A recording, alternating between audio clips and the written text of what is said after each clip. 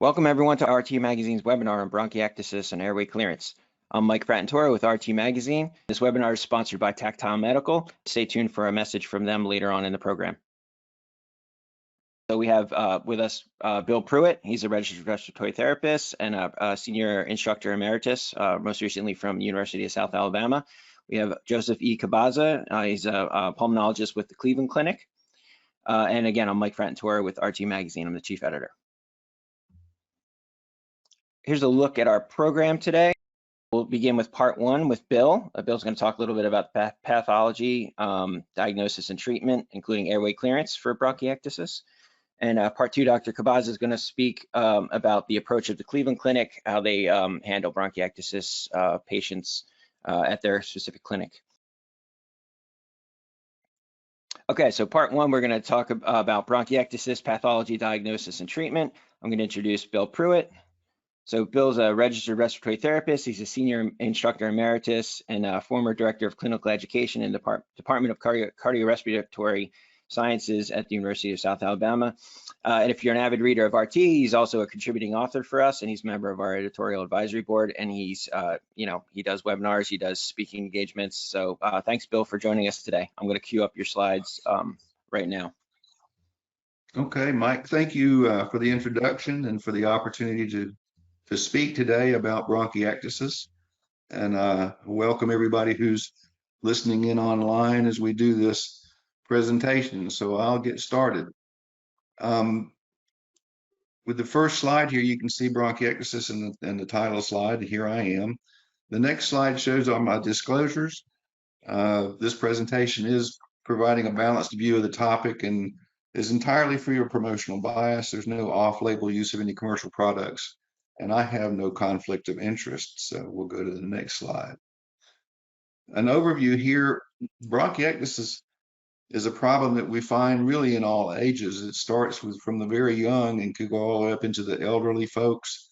The disease may look a lot like COPD or a little bit like asthma. And the reason why is because there's some overlap in how it presents and what it looks like as you're running into somebody who has this trouble.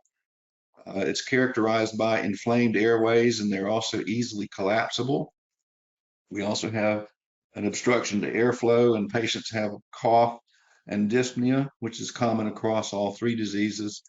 And you also have frequent hospital visits and hospitalizations and office visits with this.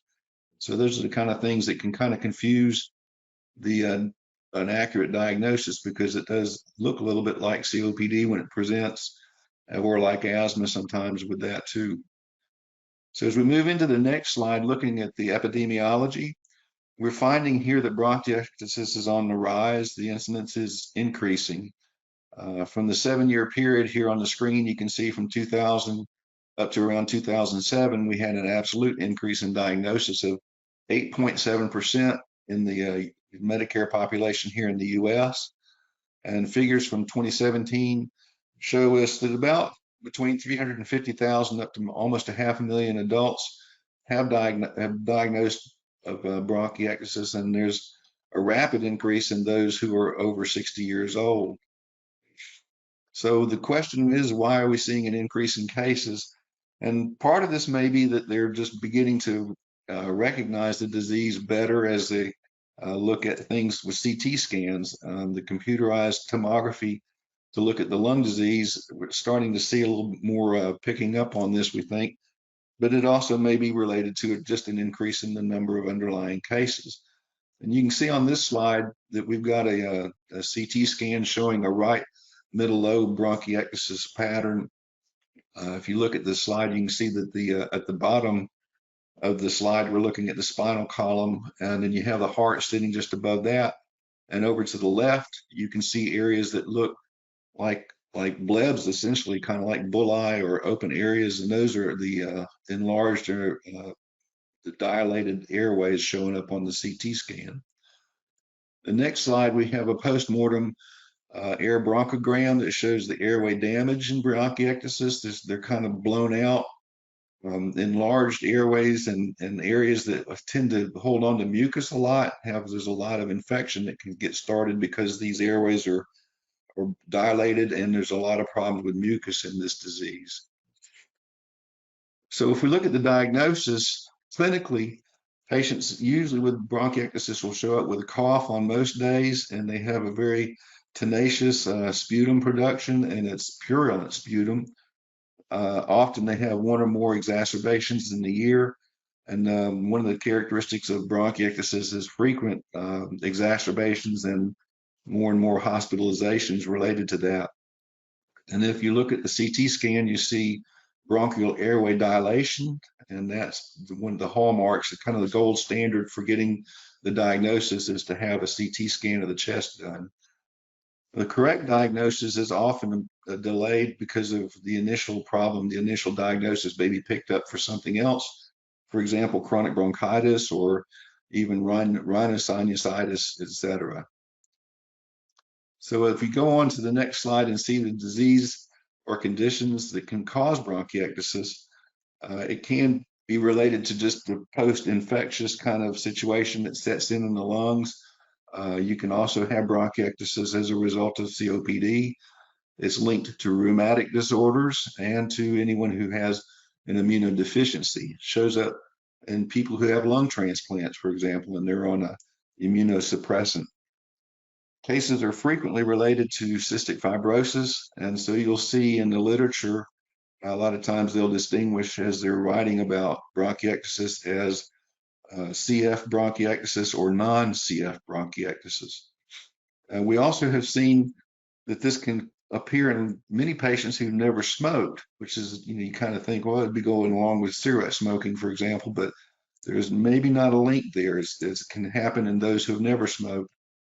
And progressive decline in the lung health is linked to frequent exacerbations and infections with Pseudomonas aeruginosa, the non-tuberculous mycobacteria, and with Aspergillus fumigatus. If I'm pronouncing all those right, I hope I am.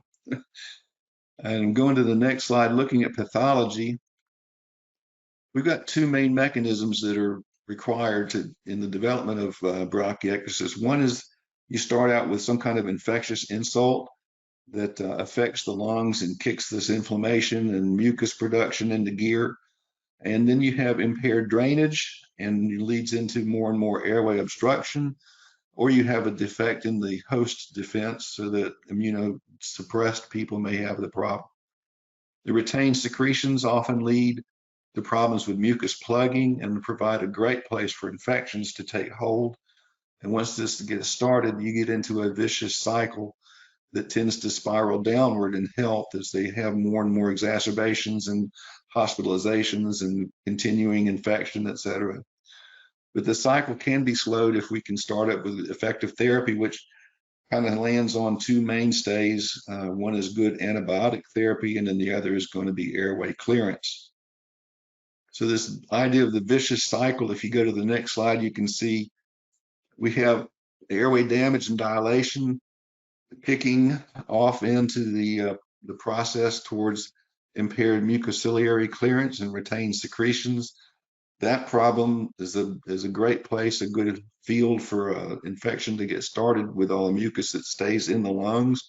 So patients have a lot of chronic infections.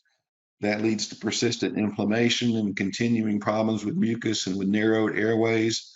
But as the airways are getting damaged, they actually don't get narrow. They kind of start blowing out. So you have future distortion and future airway damage, and that leads again to more and more around this cycle. This next slide kind of compares. We're trying to see what are the differences between bronchiectasis, COPD, and asthma. So you can see under the column with bronchiectasis, you have a problem with distorted airways and abnormally thick mucus, and a lot of times you have a lot of mucus produced with patients who are coughing up this tenacious sputum. As we look at COPD in comparison, you can have mucus-filled airways with a chronic bronchitis kind of picture, or you may have destroyed alveoli for those who have emphysema, and there's kind of a cross back and forth. Some people are kind of purely chronic bronchitic kind of patients versus those who are more purely emphysematous patients. So you have what we call a blue bloater versus a pink puffer. But there's a lot of crossover in between those. So you can have patients who have both a bronchitis picture and an emphysema picture if they're in COPD. For those with asthma, rather than having what we've seen with bronchiectasis and COPD, but with asthma, you have hyperreactive airways, something that triggers that rapid airway bronchoconstriction, and they can have a lot of mucus production happen, but it's during an attack. Usually in between times, they may not have a lot of problems with that. In the next line, you can see that bronchiectasis is caused by some disease or an injury that kind of kicks it off. COPD is more tied into exposure to smoke or pollution or occupational exposures, or it could be a genetic problem with someone who has alpha-1 antitrypsin deficiency. In asthma, we're looking at some genetic links here, or it could be exposure as a child to cigarette smoke or pollution in the younger years.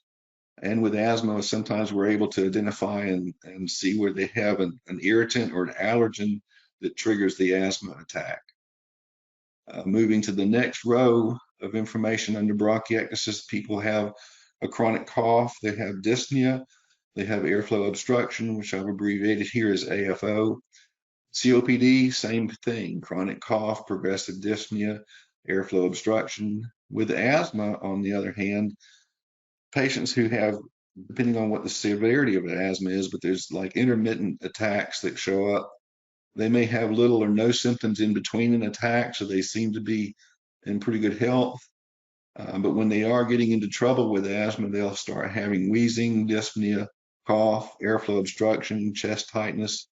That's all linked to that asthma attack.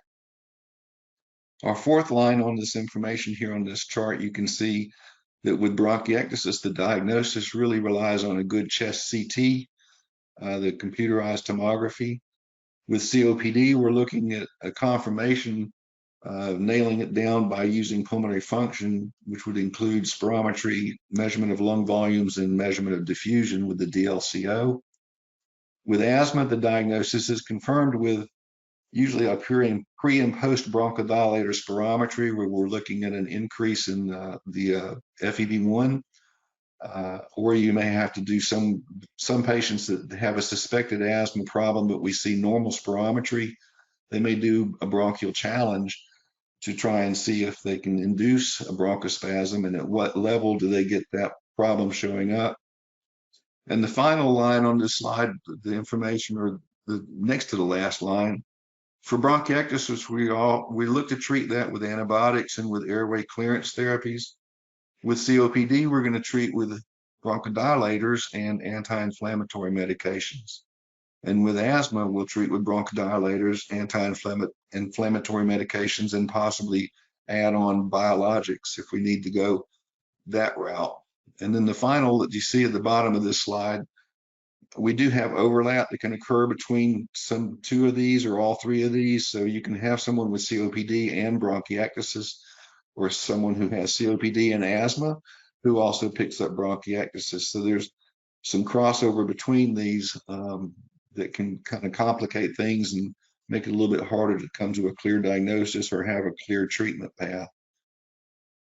For treatment, again, we talked about a little bit earlier with this, but antibiotics are a major portion of what they want to do as far as making sure they're trying to manage and prevent infections for patients with this retained mucus problem and inflamed and dilated airways. Then our next thing would be to try and go after the mucus. So airway clearance is the next step. And we've got different agents that can be administered. For example, using inhaled expectorants, hypertonic saline is an example, mucolytics, N-acetylcysteine, anticholinergic medications, bronchodilators, mucus clearing agents, which would include like mannitol, and using inhaled bronchodilators like tobramycin or gentamicin for those who have chronic infection. Another part of the airway clearance may involve some of the specialized breathing and coughing techniques. So the active cycle of breathing technique, you have huff coughing, where the patient kind of builds up with more of a huff kind of approach. Deep breathing exercises, sustained maximal inspiration, And then there's a technique here that's the ELTGOL, and I can't remember what that stands for, but it has to do with a technique where the patient is going to have a slow expiration with the glottis open, and they're in a lateral decubitus position. Chest physiotherapy is included in this approach, using things like postural drainage, percussion and postural drainage. Here I have that on twice. And then manual chest wall vibration is part of our airway clearance techniques. But as respiratory therapists, a lot of us are really focused more on the devices. And you can see on this next slide, treatment with airway clearance devices starts off with positive expiratory pressure, or what we call PEP therapy, which would be a device that would, as you're expiring, you're going to kind of retard the expiratory flow, which then dilates the airways, kind of keeps the FRC opened up. The example I have here would be the threshold PEP that's by Philips. If we move up the next step in this device choice, we get to oscillatory PEP, or oscillatory positive expiratory pressure, where we're actually oscillating the airway by using some kind of a flap valve or some kind of mechanism that would kind of start and stop the expiratory flow. So it's a pup, pup, pup, pup, pup kind of a thing. There's a long list of devices that are available here. You can see these all kind of use that same approach, where you're having a patient breathe out with a restriction on the airflow as they exhale, which causes the positive expiratory pressure. But then that restriction is sometimes released and re-engaged. So you end up with kind of a pup, pup, pup, pup, pup, pup, pup kind of approach. Some of these devices are the older device, like the Flutter, for example, can be changed. If you change the way you're orienting the device, it can change how well it's going to operate. Some of these use sound to vibrate, different ways you can do that. The lung flute, for example, and some of them will allow you to actually do nebulized therapy through the device. So there's a lot of different options and devices that are on the market, and they seem to be kind of working through creating more as we go forward. The next slide, as we go forward, you can look, is the airway clearance devices that are moving up in technology. High frequency chest wall oscillation, abbreviated HFCWO. These are usually related to a vest type or some kind of device that you're wearing or putting on the surface of the chest that actually set up kind of a oscillatory impact against the chest wall, and it's transmitted through the lungs and through the airways. So we've got several devices on the market now for that, choices. Some of these are very portable, and it's just, everybody's now in competition with the others. So they're trying to figure out who's got the best way to slice this up. When we get to the mechanical insufflation, exsufflation, this is what we call like the cough assist would be a device, or the Sinclaira, where you're actually forcing positive pressure breath in. So the patient's taking a deep positive pressure breath on the device, and then after just a short turnaround, the device actually then generates a negative flow and kind of pulls a rapid expiratory flow from the patient mechanically. So you're kind of forcing an inspiratory breath and then forcing an exhalation that would mimic a cough. So that's what we call mechanical insufflation, exsufflation. The final one on this list would be intrapulmonary percussive ventilation. This was pioneered by Dr. Bird and the Percussion Air Corporation. That has now been purchased by a company called Syntec. So they have the intrapulmonary percussive ventilation, which uses a sliding mechanism and a venturi that will generate kind of positive bursts of gas and kind of a high frequency, like is kind of a high frequency airflow that moves secretions through the lungs and gets them more centrally located, so that you're able to clear and cough them as they get into the larger airways. So those are the things that kind of I wanted to make sure and walk through on my slides. There's a very good review article that was published in 2022 that was from the New England Journal of Medicine. It was written by Dr. O'Donnell. So if you want to take a look at more depth This is a pretty good review article that covers the diagnosis and treatment, the pathology, the epidemiology, a lot of the things that I've included in my slides. So this would be, if you can get an access to the New England Journal of Medicine and pull this up. I was impressed with how it was written. It was a good article. So those are the things I wanted to bring up in my portion of the talk. Mike, I'm going to turn it back over to you. Great, thanks, Bill. This webinar is sponsored by Tactile Medical. New data shows AffloVest is the clear choice in airway clearance vests. As shown by a recently published randomized blinded study of symptomatic adults, the AffloVest was preferred over bladder-style vests for overall preference, likelihood of daily use, and fit with lifestyle. Recommend a clear choice for your patient's airway clearance needs. Recommend AffloVest. And if you have your smartphone handy, you can scan that QR code and it actually takes you to the study that they mentioned in the read there. With that, I'm going to step into part 2 of our presentations with Dr. Cabaza. Thank you for the introduction and welcome everyone, and thank you for joining in on learning a bit more about bronchiectasis, a topic that's very near and dear to my heart. My name is Joe Cabaza. I'm the director of the non-CF bronchiectasis program at the Cleveland Clinic, and here to kind of focus on really how we treat a patient, how we approach patients in our program. And I know you've already got some knowledge about disease state and etiologies, and we'll brush upon those lightly, but really we'll kind of focus on treating. Here are my disclosures. I'm a speaker and consultant with Insmed.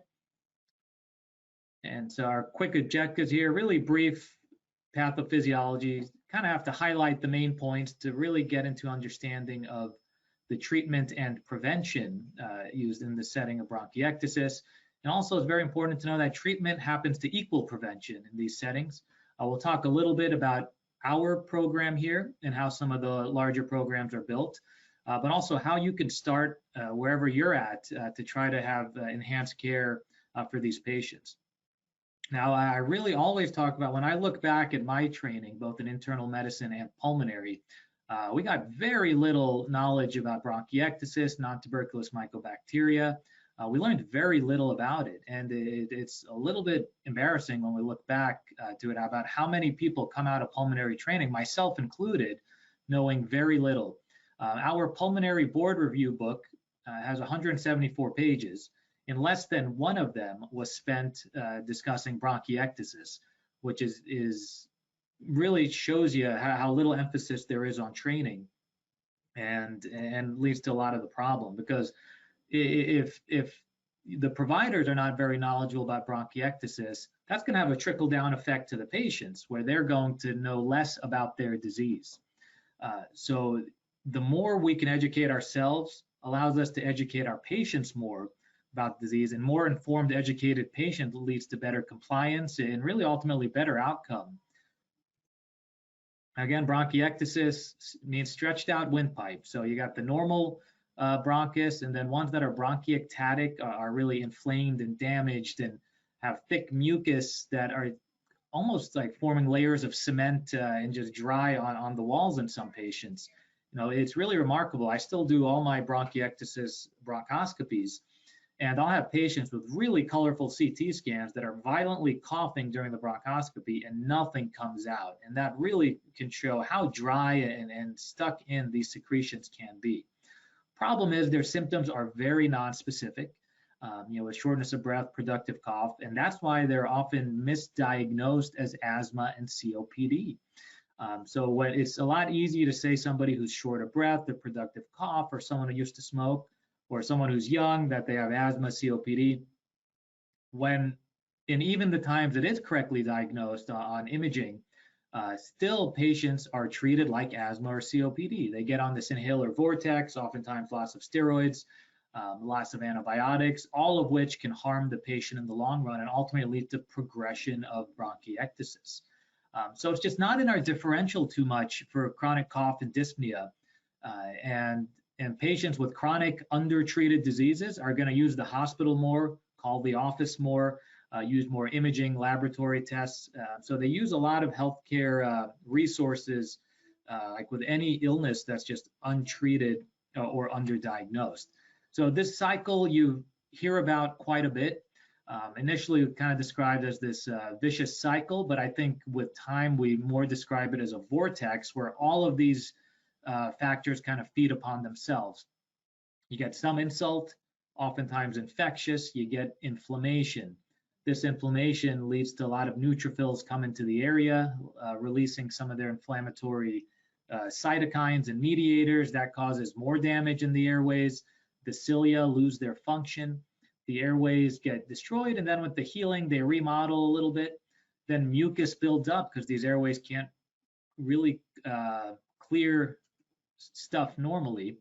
Then bacteria starts hanging out and colonizing the airways, causing low-grade inflammation. Then eventually things tip over, and then infection, and then that whole cycle kind of goes on. And that each hit you get leads to worsening destruction of the lung parenchyma and really worsens bronchiectasis. So the main treatments are first, if we can figure out an underlying cause, treating the underlying cause is going to help. A very common one is immunoglobulin deficiencies. So oftentimes replacement with immunoglobulin helps tremendously. And if you're not replacing that, the other therapies may be less helpful. So in the settings where there's an underlying cause, chasing that. But frequent sputum cultures are so valuable. So we want antibiotics that target culture results, both for acute exacerbations and infections. So anyone who's been in our clinic gets tons and tons of sputum cultures sent. We always want to know what's growing when you feel good. We want to know what's growing when you feel poorly. And all that information helps us have the most appropriate antibiotics for each time. So if you have a flare-up, we use the information from the most recent cultures to guide antibiotics. Many patients don't have cultures for years, so it's hard to know how to best treat them. Those who still have recurrent exacerbations and infections despite our treatments are candidates for chronic macrolide, which is oftentimes azithromycin, which serves as an anti-inflammatory, or inhaled antibiotics, and sometimes both. For prevention and focusing on the inflammation, but nothing at all is more important than airway clearance. The airways have lost their ability to clear mucus normally, and that's a big part of the problem. So we want to really take over that function and help them replace that gunk that builds up. So airway clearance is therapeutic, it's prophylactic, and it helps break that vicious cycle. And that's our goal for treatment, airway clearance and antibiotics to get rid of that chronic infection, and let's break that cycle. Again, this cycle, just a different visualization of it: inflammation, infection, damage, remodeling and repair, which leads to worsening sputum retention and bacteria colonization. So this cycle being broken, physically removing the bacteria and mucus from that cycle, it's a form of source control. And that's the most important thing with infections to begin with. So less mucus leads to better breathing, leads to less bacterial load, ultimately less infection and less exacerbations. That's really the whole concept of airway clearance. Get that stuff out of there so that it can cause less chronic problems and also tip you less likely into an acute problem also. So same slide, but it shows that our prevention is airway clearance. So when we have bronchiectasis, by clearing the airways and using antibiotics appropriately, we are minimizing the odds that something can cause that cycle to tip over again. So in this setting, treatment is just as important as prevention. And it's very important that patients understand a couple things. One, that airway clearance takes time to feel better. It can take a month or longer. I see so many patients who were put on an airway clearance regimen that after a couple of days, they didn't feel better, so they stopped taking it. So very important, but also important to know that there is a role to keep doing it when you feel better because it's preventative. So for people with very mild disease, mild symptoms, they can get away with just exercise for airway clearance. So we recommend 150 minutes of moderate intensity exercise a week at least. So treadmill, stationary bikes, yoga, core strengthening, these are all valuable. Pulmonary rehab for those who qualify, valuable. That's what we start with. But after that, there's a long list of things, and this isn't even all of them, that can help patients do well with airway clearance. And there's no right way each patient is going to have a different airway clearance that's going to work best for them. So bronchodilators, hypertonic saline, which helps kind of get that sputum a little less dry over time, and also helps the cilia beat a little bit better, having more moisture on the surface. A cappella devices, so these positive expiratory pressure devices, vest, if you're very familiar with the high frequency oscillating chest wall vests, and different breathing maneuvers like huff coughing, active cycle breathing, and postural drainage and percussion. So like I said, there's no wrong way to approach airway clearance as long as you have a plan. For most of our patients at our center, we generally start with this 1, 2, 3 approach for symptomatic patients up front. The mild patients, again, can start with just exercise or maybe just a cappella. But people who are more symptomatic and more impressive changes on CT scan, we generally try to start with a plan of nebulized albuterol twice a day. We follow that albuterol, open the airways up a little bit. We then follow that with sodium chloride. So the airways are open a little bit, and then the sodium chloride can get deeper in those airways and on the dry mucus, pulling moisture in. Then to use an a cappella at least twice a day, 10 to 20 breaths, followed by some huff coughs. This helps try to shake up the mucus in the airways, slowly start pulling it off the airways, and slowly try getting it to migrate up to the central airways so it can be more easily coughed up. So here's a picture of me. I love trying on the vests when they're around. It feels kind of good, but I don't have bronchiectasis, and it makes me cough even just from the normal secretions that even healthy lungs produce. Very important to be aware of potentially harmful treatments, which are not really emphasized much at all. Our goal is to clear mucus, but antimuscarinic antagonists actually can impair that and dry out secretions, making it harder to mobilize. So how many of your patients are on Duonebs? How many of your patients are on Spiriva, Incruz, kind of these long-acting anticholinergics, that really oftentimes in somebody with chronic symptoms, all this gets added on, but these are not benign treatments in somebody with bronchiectasis. So we try to reserve these agents for those who have COPD, who have felt better clinically while on one of these agents. So we oftentimes will do a trial of stopping them for many of our patients who are symptomatic. And if they feel worse, then that suggests maybe they would benefit from them. But we definitely try to avoid this class of medications. Inhaled corticosteroids should not be a part of baseline therapy. Inhaled steroids lower the immunity of the airways, making patients more likely to develop lower respiratory infections, and especially non-tuberculous mycobacteria. So we reserve inhaled corticosteroids for those who have asthma and those who have had benefit with inhaled steroids in the past.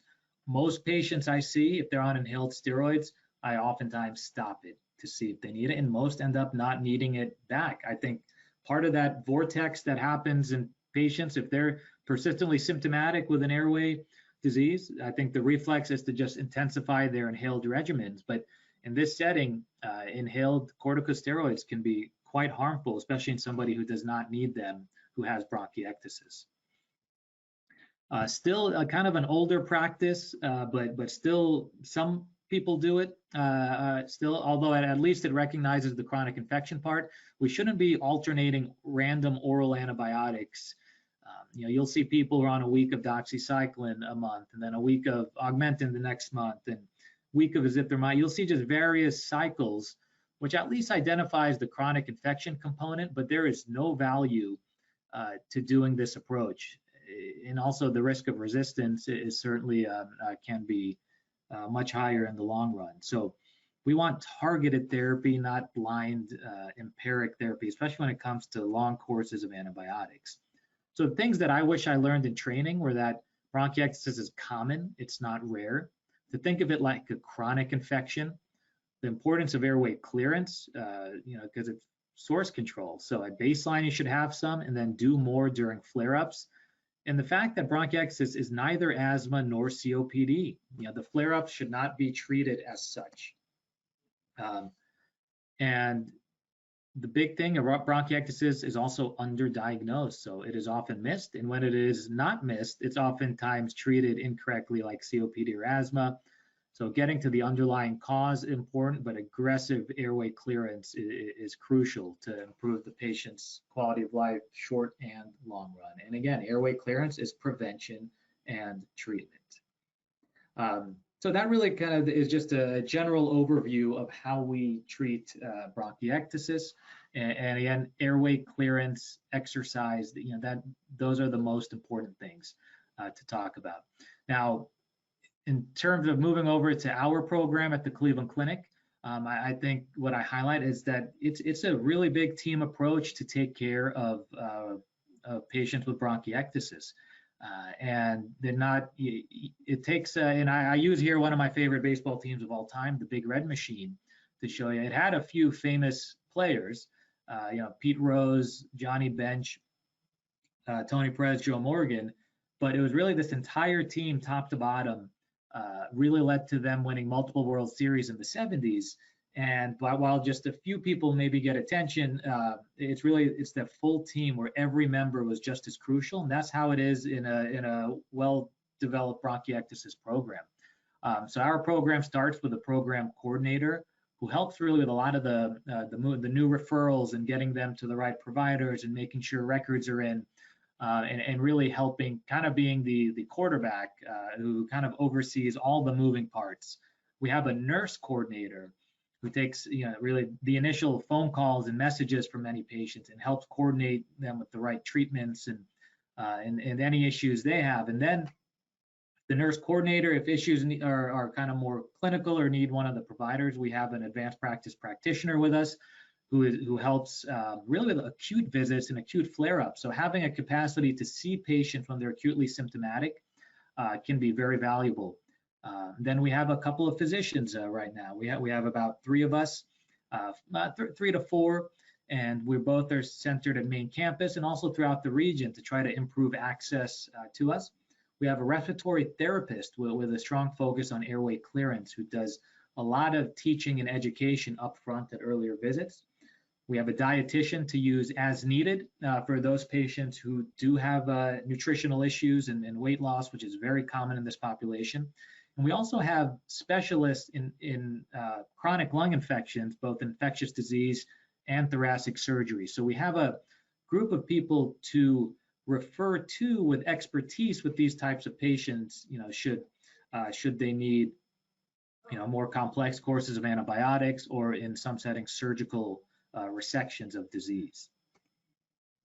So where can you start in your own center? And it's a lot easier than it might feel. Before I got into this field and world, I was a bit intimidated by these patients. I felt they were high maintenance and maybe it would be very time consuming, but I've been very wrong because education up front is the key. So for them to fully understand the concept of bronchiectasis and to understand sputum and bacteria, and it's a pretty straightforward concept. Your windpipes are a little stretched out, so you have a lot of bacteria and sputum stuck down there, and we just have to help your body get it out. And patients really understand it very well with good education up front. So I think the easiest way, and the way I generally would start, is to find a respiratory therapist within your system who actually might have an interest in these types of patients, might have some prior knowledge of airway clearance, and really have them be a champion of educating these patients, during their breathing tests or so and longer term, how to use nebulizers, how to do huff coughing, how to use a cappella. So if you have a respiratory therapist knowledgeable in those areas, they're going to be a huge resource in one of the areas of education. Now, educating in the office is huge. We spend a long time at the initial visit talking about disease, but it's hard to absorb all of that. So I immerse them with videos that I want them to watch with their families. The more they watch, the more they understand airway clearance, which leads to higher compliance. And I have a very compliant patient population because they understand very well what's happening and why it's necessary. So there's a great website called Impact that has these great tools for cystic fibrosis and bronchiectasis. So I share there's a lot of short videos on the basics of every modality of airway clearance. NTMIR, which was kind of created for people with non-tuberculous mycobacteria, which is mostly people with bronchiectasis, has great resources on their websites, but I really utilize a lot of videos they put up. They have a lot of educational videos that especially came up during COVID that are great tools for patients. These are talks from experts and specialists that were given to patient conferences. So these were talks built for patients. And then a local DME company, if you have, check with your local DME companies, they might be able to help with some of the education component. We're very lucky in Cleveland that there's a company I've identified where their therapists, they'll bring out nebulizers and acapellas and teach patients how to use them at home. They teach them huff coughing. So a really great resource to have that. We're very lucky that I found them. So that's another way to leverage further education. So here's that one of the impact screens I talk about, and the website is up there that you can really peruse through. These are great brief videos about airway clearance with exercise and huff coughing, bronchodilators, saline, nebulizer. On the right has a lot of further deeper education about telling patients how clearance improves their well-being. Reviewing therapy, describing bronchiectasis as well. And so these are great short videos that are very high yield that I always share with patients. And these are just a couple of them. You can really dive into that website. Then here's one of the most common lectures I share with patients to watch. This is a great one by Dr. McShane, who's a bronchiectasis specialist out of Texas. She gave an hour talk to patients about all the details of airway clearance. And then there's a great Q&A for about half an hour afterwards where patients were asking questions. So this is very high yield. This makes all patients really understand even more stuff than they'll ever need to know about airway clearance, but it's good to over-educate them for them to know all the tools that are out there. So in summary, it takes a team to take care of bronchiectasis, but it doesn't have to be a big team. Engulf patients and families in education, have them learn the disease and especially airway clearance. And if you need to refer, try to identify your nearest either multidisciplinary bronchiectasis centers or at least people in infectious disease or surgery that actually have experience and interest in these types of patients, because it can make all the difference in the world for them to end up with people who are very comfortable with the disease processes. So thank you very much for your time and for having me, and look forward to any questions. Thanks, Dr. Cabaza. Just anticipating a couple questions from the audience. I'm just curious, a lot of the patients that go to your clinic are probably referred to you. So what possibly could we do more at like a primary care level to inform, primary care physicians about bronchiectasis and like what to look for? You said it's commonly misdiagnosed or not diagnosed. So is there anything that the industry can do to connect more with at the primary care level to get people the right diagnosis and then get them to the right places? Yeah, so primary care is of course where all these patients start, and and I think a challenge has always been, because the symptoms are so non-specific. Patient have chronic cough, shortness of breath, sputum. They'll get some testing, treated for asthma, and oftentimes not improve. And I think when a patient doesn't improve, and are symptomatic despite doing everything, I think the issue is that a lot of patients with bronchiectasis, especially not super advanced, have clear chest x-rays. So a clear chest x-ray oftentimes make people think that there's no lung disease or infection, so patients can linger longer. But when you're stuck with a patient who's persistently symptomatic, despite your workup and therapies, even if an x-ray is clear, I'd get a CT of the chest non-contrast a lot sooner. And that can bring a diagnosis of bronchiectasis far earlier than many patients get, because again, a lot of patients have clear chest x-rays who do have bronchiectasis or chronic infections. So that is the one thing where to reach for that CT chest sooner, and that may identify bronchiectasis a lot earlier, and then they could get plugged in with pulmonary after that. So you talked a little bit about sending videos directly to patients so they can view them and get more informed and educate them and everything. Is there anything specific that you guys do after either discharge or how often you keep in touch with patients and what means you use besides, you know, phone calls. And also if there's any sort of telehealth connection, like monitoring connection at all to like a home care program or any sort of connected care program. Yeah, so you know, so if you're a stable, mild bronchiectasis without symptoms, we might check in with a breathing test once or twice a year after we identify like that first year of stability, because a lot of times this is found incidentally. But in symptomatic patients with bronchiectasis, we usually check in, you know, 2 months or so after starting an aggressive airway clearance regimen to see where they're at and to study sputum cultures. And then if they're still slightly, depending on how symptomatic they are, we'll check in every 3 to 6 months with a breathing test and spirometry and track that. So we have many patients local and many patients from far. So those from far usually get their testing done locally, send it over to us, and then we do a virtual visit, like a video visit afterwards.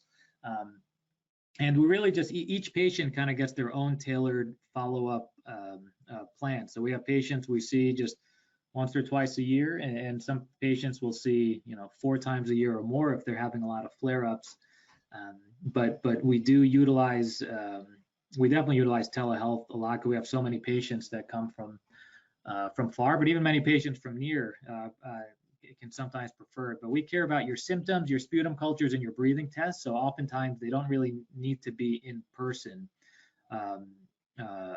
Also, because it won't necessarily change the management, and their physical exams can change just as secretions shift. So we have a different style and approach for each patient because each patient is unique. Great, thanks for your time today. I appreciate it. All right, thanks for having me. We're going to wrap up our program. All right, so thanks everyone for attending. And again, I'd like to thank Tactile Medical for sponsoring today's program. You can find out more information about their products at www.afflovest.com. Thank you very much.